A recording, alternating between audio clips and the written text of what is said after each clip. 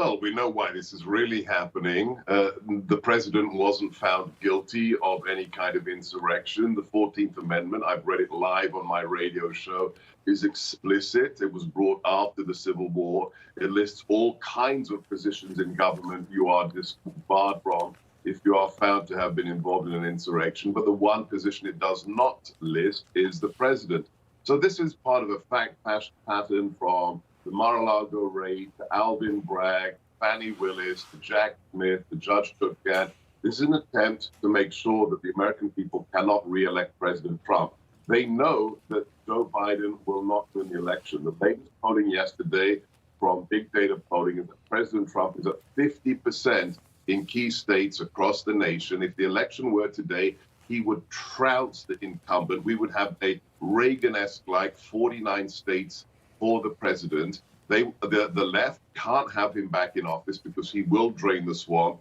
As a result, they either want him in prison or they want him off the ballots because they know they cannot defeat him during the election. That's all that this is about. Yeah, and this is from The Hill. I want to read this here. Former White House lawyer Ty Cobb on Tuesday predicted the U.S. Supreme Court could rule 9-0 in favor of former President Trump and a potential appeal of Colorado Supreme Court's new ruling that would kick Trump off the state's ballot. Is Ty Cobb spot on here?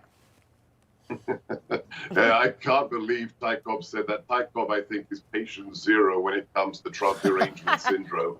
So the fact that Ty Cobb wrote that, it tells you everything. Look, predictions in politics are a very dangerous thing, and nobody is kept to them. Nobody says, oh, Gorka, you said this 6 months ago. But the idea that the Supreme Court won't jettison this instantly after it reaches them, I find that hard to believe, because this is election interference. The only man in history to receive more than 130 million votes twice is President Trump. He's received 63, then 74 million votes. There are tens of millions of people in America who, if you look at the latest figures, he's 50 points ahead any rival for the primary. There are people who want him back in the White House. So some group of judges in Colorado say no to the American people, and you don't get to vote for him. Democratic judges, by the way. They talk about the threat to democracy. Yeah. That is the threat to democracy. Yeah, so Politico, again, they reinforced what The Hill writing. There's widespread expectation that this will be reversed or at least put on hold, which means fallout for Democrats. And this is bad news for... My question about this whole thing is, does this even apply? Section 3 of the 14th Amendment was put in place right after the Civil War, right? So right after, at that time, the bloodiest war in U.S. history. Lincoln had just been assassinated, okay? And they wanted to make sure that nobody who fought for the Confederacy served in government in Washington at that time, basically because they didn't want this to happen again. Trump hasn't even been charged with insurrection, so I don't even see how it applies.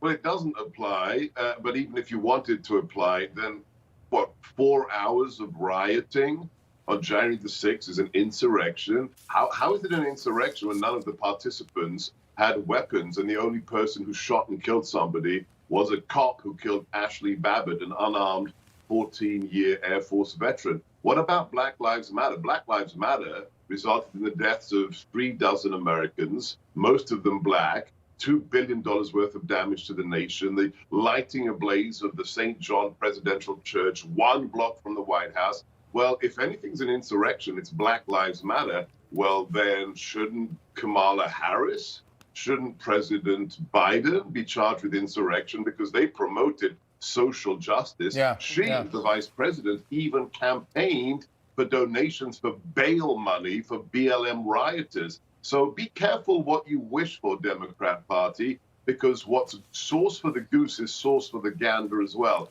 But at the end of the day, we know this isn't going to apply to Democrats. This is about stopping the man who will defeat President Biden if everyone does their part, God willing. Look, they know this man cannot defeat him. They want to parachute in Gavin Newsom at the convention or get the old man out of the way. As a result, they are desperate